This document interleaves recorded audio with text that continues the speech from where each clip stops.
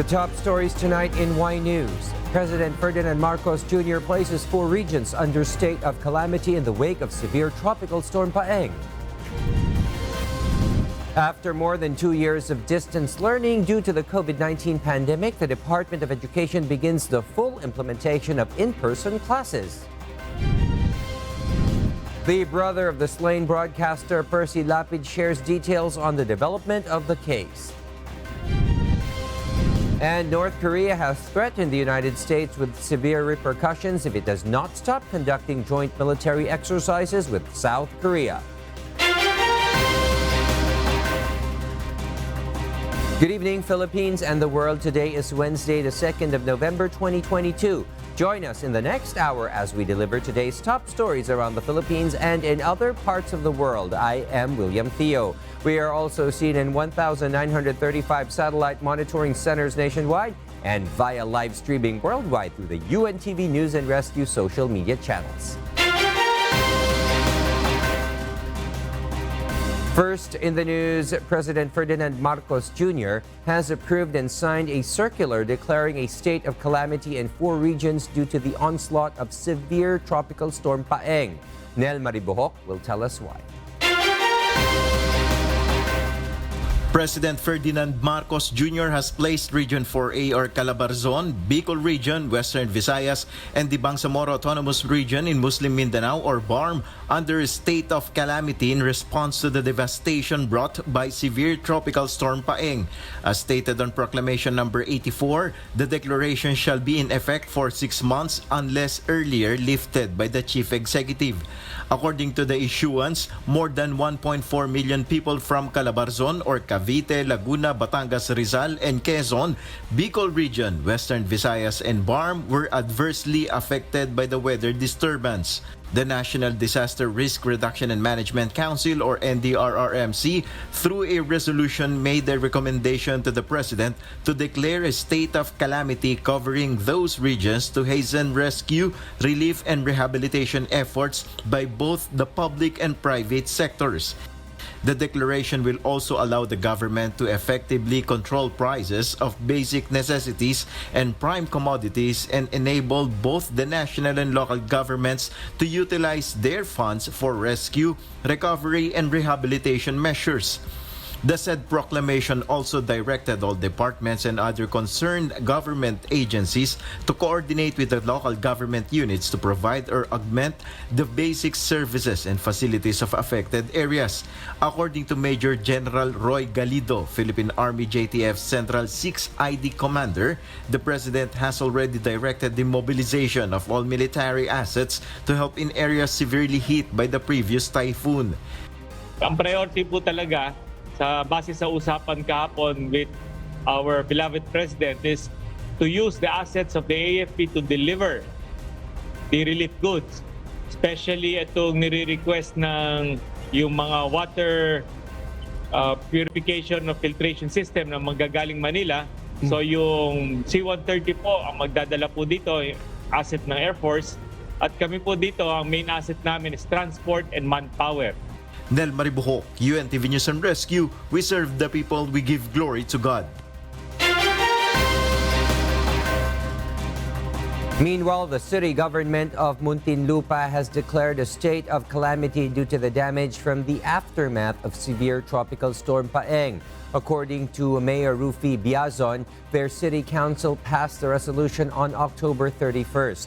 Placing the city under a state of calamity will authorize the utilization of appropriations under 30% Quick Response Fund from the Local Disaster Risk Reduction and Management Council or LDRRMC. This fund can be used for rehabilitation, relief, and repair activities to help the city recover from the onslaught of the recent typhoon. Based on the assessment and reports from various emergency response offices in the city, 8 out of 9 barangays in the city were inundated. Around 1,200 families or more than 5,000 individuals were brought to evacuation centers. The Bureau of Corrections or BuCor discovered over 19,000 illegal items from the inmates inside the New Bilibid Prison or NBP. They also conducted investigations on the issue, including some of their personnel. Dante Amento tells us more. Director General Gregorio Catapang Jr., OIC of the Bureau of Corrections or BuCor, said some inmates disclosed alleged suspects behind the entry of contrabands inside the New Bilibid Prison or NBP. Over 19,000 illegal items were surrendered and recovered through the Oplan Galugad in the NBP last October 31. These include over 7,000 beer in can, alleged illegal drugs or shabu, gambling paraphernalia, internet modem, cigarettes, among others. Katapang ordered to surrender those items after the findings of Dr. Raquel Fortun that methamphetamine or shabu was found in the urine sample collected from the body of June Globa Villamor. Villamor is an inmate and one of the alleged middlemen in the Percy Lapid killing case who died inside the Bilibid. Hence, Katapang mandated the investigation on the issue, including BuCor personnel who are allegedly involved. Of course, BuCor. Alam naman makalusot sa kanila yan. Sino ba papayag na pumasok-pasok yan, labas-pasok, di ba? We have to inform our secretary first, bago naman namin i-announce kung sino itong mga to. Kung kayong nalala, i-announce po namin yung mga pangalan niya. The official believes the reformation should begin with their rank. He also assures to make those involved accountable. Paano sila magre-report kung nakikita nila talamak ang shabu, talamak ang alak? So unahin kong na-reform yung mga tao ko. I want them to be responsive and responsible. Paggalang-galang sila, ginagalang sila. And then from that, siyempre, kung ginagalang sila, baka mai-push natin yung reformation. Dante Amento, UNTV, News and Rescue. We serve the people. We give glory to God. Provincial government officials suspend classes in some schools in Luzon in the wake of the flood and heavy rain brought by severe tropical storm Paeng. In Cavite, classes will be suspended from November 2nd to November 5, except for the municipality of Kawit with class suspension until November 9. Laguna officials also said classes in all levels will remain suspended in the province starting today until November 5. Meanwhile, Tuguegarao City suspended classes in all levels in private and public schools from November 2nd to November 3rd. Classes in private and public schools are still suspended today in some municipalities of Cagayan Province, including Enrile, Cataran, and Lalo. In Amulong Town, classes in elementary to senior high school will be suspended until the 3rd of November. The suspension was implemented to give way for schools to recover from the damage following the onslaught of the recent typhoon Paeng. Aside from that, some schools are still being used as evacuation centers. 94% of public schools in Metro Manila are now back to 5-day in-person classes after more than 2 years of distant learning due to the COVID-19 pandemic. Meanwhile, some schools with highly congested students are exempted and will continue implemented blended learning modality. Jenice Inhente tells us why. The Department of Education noted that the first day implementation of the 5-day full in-person classes today was smooth and no untoward incidents has been reported. According to DepEd spokesperson Attorney Michael Poa, schools have been preparing since last month for the full implementation of in-person classes. That is why they don't have any difficulties in conducting it. Pa naman po tayo natatanggap na any untoward incidents or any reports na may mga hindi magandang nangyari all over the country. So sa ngayon, masasabi natin na naging maayos naman po yung resumption of classes natin. But even then, tayo po ay nagmamatag pa rin. We're still monitoring. We want to be in touch with our regional directors para po kung meron mang mga challenges, kung meron man mga kaunting bagay na kailangan natin ayusin, maayos natin. DepEd admitted that some schools are applying for exemption and requested to continue implementing blended learning modality. Be it natamaan ng calamity, alangan naman ibalik natin yung mga learners pag ganyan, di ba? Kung highly congested, alangan naman isiksik natin yung mga learners sa isang classroom. So, it's very reasonable. We want to bring our learners back, but at the same time, kung hindi talaga kaya, that's why we have the exemptions. In Metro Manila, about 94% of 827 public schools resumes to 5-day face-to-face classes, while 6% or 50 schools have applied for exemption and will continue blended learning. Itong mga 50 schools na to, ito yung may mga challenges in terms of classroom shortage. Either yung classroom shortage ay problema na before or resulting from congestion, overcapacity in enrollment. All of those schools na ginawa na ang lahat ng kayang gawin, yun ang binibigyan natin ng exemption. We will have our gradual implementation. Kaya hindi namin ma-implement ang 100%. It's because of the location of the school. We are on the congested area. Kaya isa pa, yung ating classrooms, we have 280 classes but we only have 141 classrooms. So kulang talaga. Ang aming blended classes na ina-applyan ay mabawasan lang po yung cohort bawat araw. At least po, nabawasan po kami sa loob ng paaralan ng isang cohort. Yung ground po namin napakaliit. Tapos ang entrance-exit po namin maliit lang. Iniiwasan po natin na magkaroon po ng di magandang pangyayari. Despite the challenges on the congestion of students in schools, DepEd assures that minimum health protocols are strictly followed. Janice Enhente, UNTV, News and Rescue. We serve the people, we give glory to God.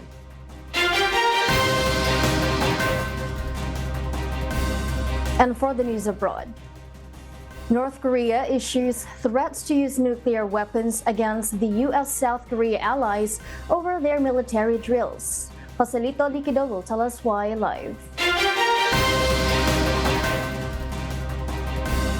Go ahead, Joselito. Good evening, Mariel. North Korea issues its second nuclear attack warning on the U.S. and South Korea over their joint vigilant storm exercise, which includes approximately 240 warplanes carrying out training exercises. Secretary Park Jong-chun of the ruling Workers' Party defined the Air Force drills as aggressive and provocative, accusing the allies of plotting against the North Korean regime's invasion and destruction.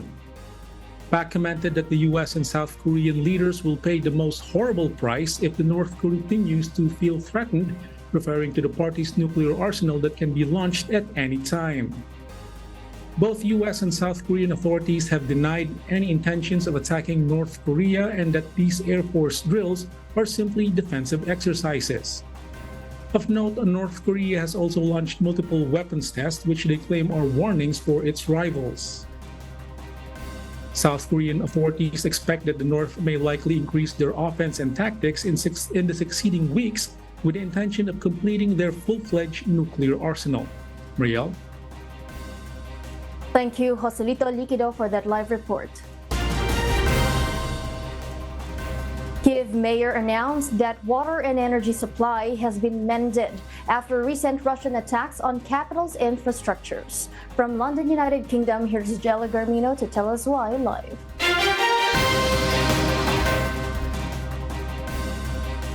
Yes, Jella, go ahead.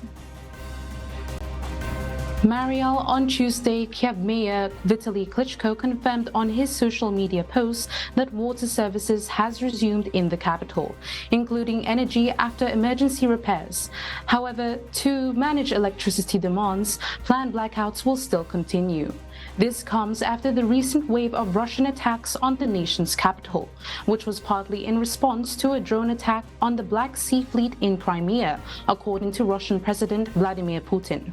It was also believed to be a strategy on targeting Ukrainian infrastructure with the winter season approaching. The mayor estimated that 80% of the city has been without water at one point, whilst hundreds and thousands of households left without energy supply, forcing citizens to queue at water pumps across the city. Citizens are also urged to use minimal electric power, especially between 6 to 11 a.m. and 5 to 11 p.m. local time, whilst restaurants, shops, and businesses face restrictions on external lighting use. Mr. Klitschko also added that the city would set up 1,000 heating points to keep residents warm in preparation for winter. Meanwhile, Ukrainian President Volodymyr Zelensky thanked French President Emmanuel Macron over the phone for helping his country restore the destroyed energy infrastructure. Back to you, Mariel. Thank you, Jella Garmino, for that live report. The Department of Health defers policy decisions to the Education Department regarding face mask use in schools. This as schools implement full face-to-face classes starting this month. Asher Kadapan Jr. details why.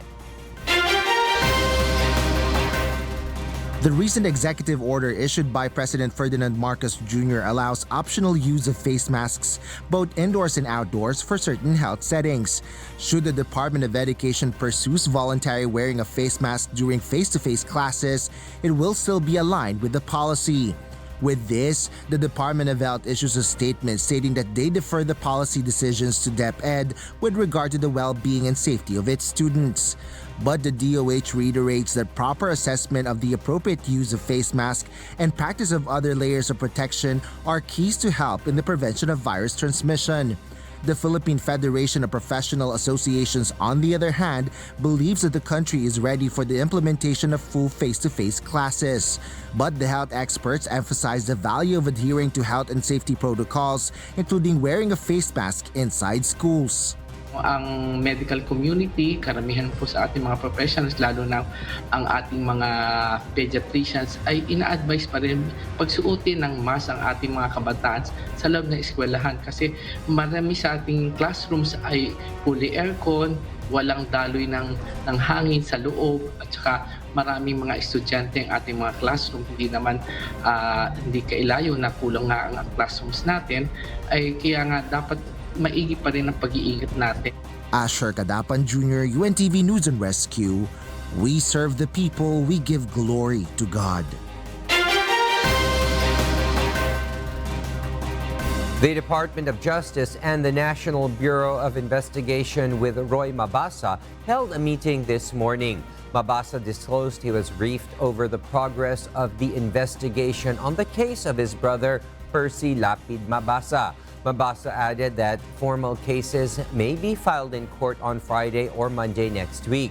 He also believes that authorities can identify the mastermind of the crime.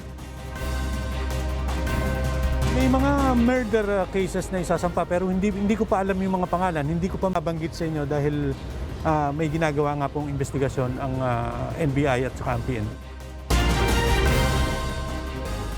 Science and Technology Secretary Renato Solidum warns the public that the country may face more landslides and flooding if environmental preservation is not prioritized. Eileen Sarudo will tell us why. Excessive tree cutting have caused the deadly landslides in Maguindanao during the onslaught of severe tropical storm Paeng. According to Science and Technology Secretary Renato Solidum, there is a threat if excessive tree cutting continues. Ang panganib, may trigger yan. Kahit hindi magbago yung lakas ng ulan, pero nagbabago yung lupa na tatamaan, ay posibleng mas malaki na ang tsansa or mas highly susceptible na magkaroon ng mga hazards tulad ng landslide o baha. Climate change has been a pressing issue, not just in the country, but also globally. The United Nations Climate Change already warned about the continuous increase of global temperature, which causes a more life-threatening calamities such as typhoons, landslides, and wildfires. According to the UN, greenhouse gas emissions should decrease by 45% in order to avoid global catastrophe. UN Secretary-General Antonio Guterres calls on global leaders to band together for environmental protection and preservation. As today's report makes clear, we are headed for economy-destroying levels of global heating. We need climate action on all fronts, and we need it now. We must close the emissions gap before climate catastrophe closes in on us all. Secretary Solidum explained that investing in technologies and other programs to protect and preserve the environment will also help the Filipinos, especially during calamities. Eileen Sarudo, UNTV News and Rescue. We serve the people, we give glory to God. A high-ranking official suggests the establishment of a committee in barangay level that will help implement protocols related to disaster preparedness. Ray Pelayo will tell us why.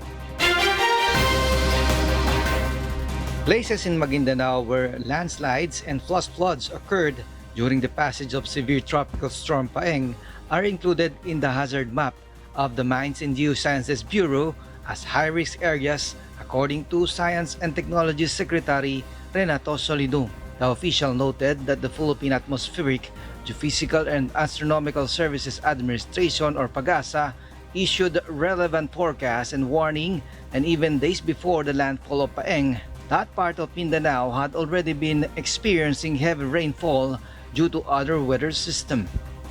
So yun po yung nangyari sa Mindanao. Maliban sa baha, may mga lugar na may landslides. At kung titingnan natin yung hazard maps na gawa ng Mines and Geosciences Bureau, ay yung lugar na yon ay talagang high risk, no? High ang potential na magka-landslide. Solidum suggests that the disaster preparedness should be improved more in the barangay level, especially for landslides and flash floods. Disaster imagination will help the public to realize the risks that they may face. This is like what is being implemented until now to increase the awareness of the public on the possible impact in Metro Manila and nearby provinces of the strong earthquake that may emanate from the West Valley Fault. Earthquake drills were then scheduled and extended to other parts of the country. Secretary Solidum said that the local government should prepare their constituents in facing risks of flash floods and landslides.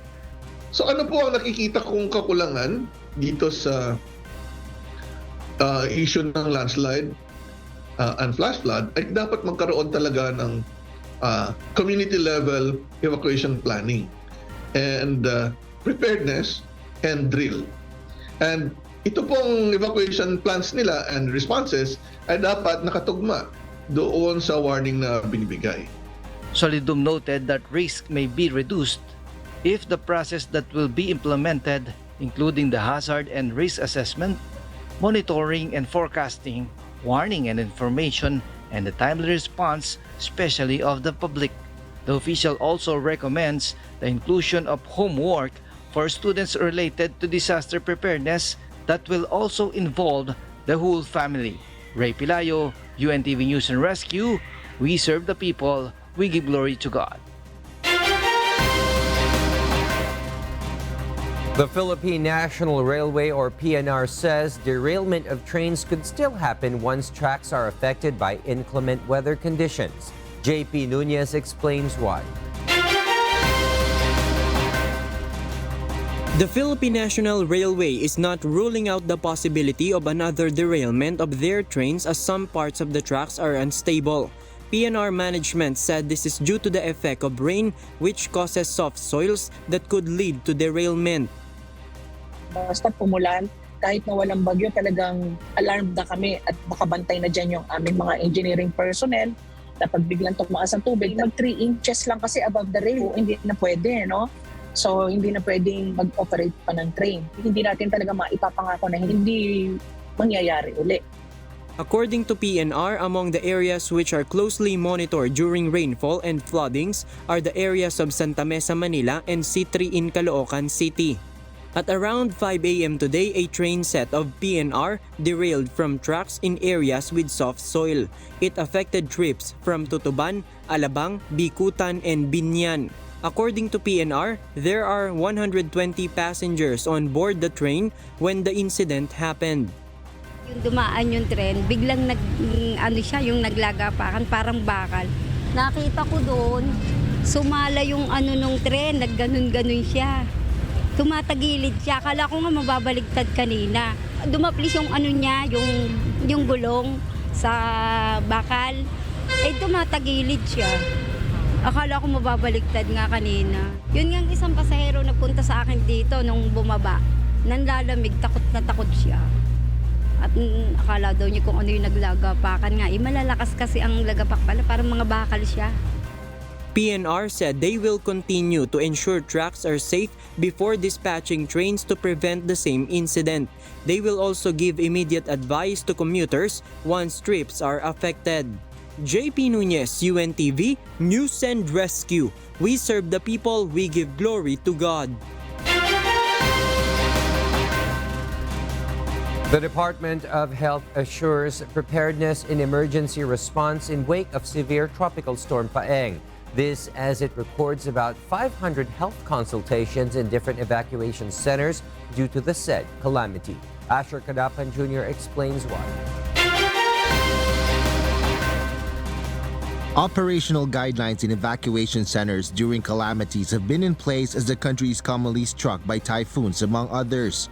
And as people are evacuated to government facilities, health concerns of evacuees are also managed accordingly to avoid outbreaks.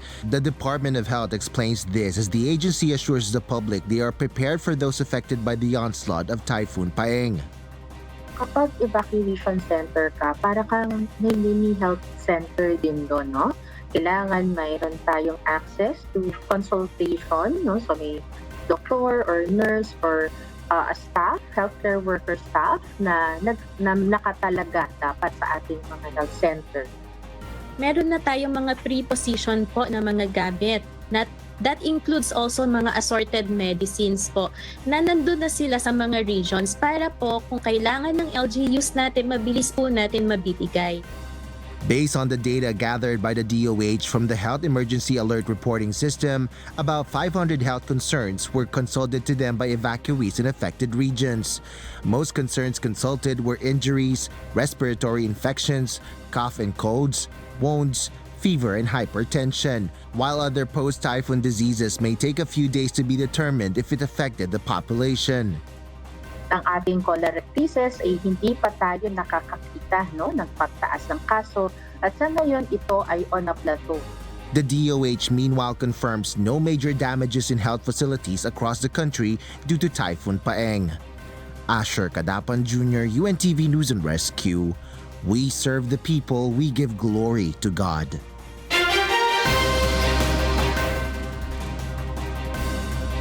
California's Orange County declared a health emergency as emergency and general hospital visits increased rapidly, particularly involving children. This is due to the rising cases of flu and respiratory syncytial virus or RSV in children now hitting record numbers in the region. Specifically, RSV is a respiratory virus affecting the lungs and has similar symptoms to a common cold. The county's proclamation of local emergency to request assistance from other counties and access state and federal resources to solve the matter. Orange County is not the first in California to raise similar concerns. San Diego County's local health providers have already seen an early spike in flu and RSV cases. This while the COVID-19 cases in the region are currently trending down.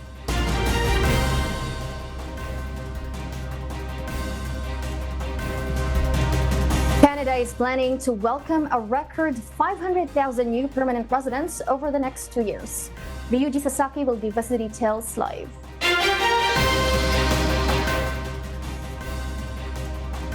Go ahead, Ryuji.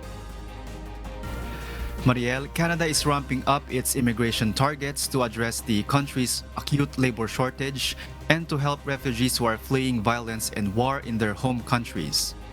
Next year, Canada is expecting to welcome 465,000 new permanent residents and 485,000 in 2024, which is a 7.5% increase from previous targets.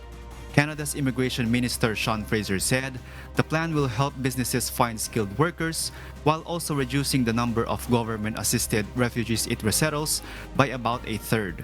The country suffers from a shortage of workers, particularly in skilled industries like healthcare. Recent job vacancy statistics show 958,500 open roles in Canada and 1 million unemployed. The new targets will boost economic immigrants by around 13%, with a sharp increase in small regional programs that help funnel workers to areas outside major urban centers. Back to you, Mariel. Thank you, Ryuji Sasaki, reporting live. And those are the reasons behind the news in other parts of the globe. I am Maria Latoza reporting live from Perth, Australia. Good evening. Consumers need to spend more for liquefied petroleum gas or LPG and auto LPG as oil firms hike prices since yesterday. In an advisory, Petron and Phoenix LPG Philippines hiked prices of LPG by 3 pesos and 50 centavos per kilogram yesterday. Auto LPG prices also increased by 1 peso and 95 centavos to 1 peso and 96 centavos. Meanwhile, Solane said its LPG prices will go up by 3 pesos and 55 centavos per kilogram starting today. Our kasangbahay, as the world faces these trying times amid the pandemic caused by coronavirus, we are inviting everyone to join the global prayer for humanity. Good day. I'm Brother Eli Soriano of the members of the Church of God International. I want to invite you to join us in a minute of prayer every day to pray for humanity and the whole world as we go through these perilous times. While safety measures like washing of hands and strengthening of our immune systems may help us through this horrible predicament, there is still no precaution or cure more powerful than God's mighty intervention. And we need His intervention now more than ever. It doesn't matter what religion you are in or what denomination you belong. This is an invitation for all the people around the world who cares for the future of their family, friends, loved ones, and humanity as a whole. Everybody is welcome to pray with us.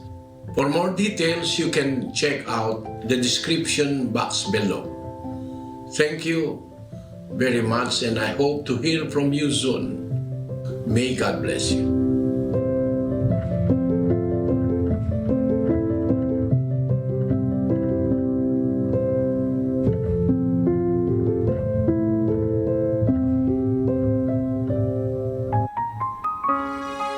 And before we close, we will leave you with a word, giving glory to God from the book of Proverbs chapter 4, verse 4. It says, He taught me also and said unto me, Let thine heart retain my words, keep my commandments, and live.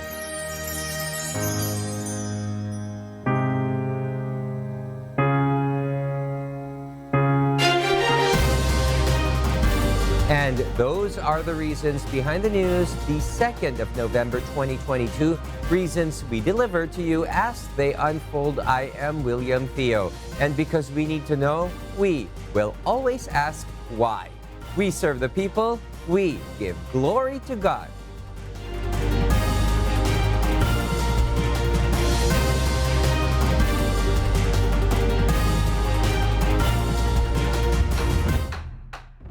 Pa naman po tayo natatanggap na any untoward incidents or any reports na may mga hindi magandang nangyari all over the country. So sa ngayon, masasabi natin na naging maayos naman po yung resumption of classes natin. Ang priority po talaga sa base sa usapan kahapon with our beloved President is to use the assets of the AFP to deliver the relief goods. Especially itong nire-request ng yung mga water purification of filtration system na manggagaling Manila. So ano po ang nakikita kong kakulangan dito sa issue ng landslide and flash flood ay dapat magkaroon talaga ng community level evacuation planning and preparedness and drill. Paano sila magre-report kung nakikita nila talamakang shabu, talamakang halas, no?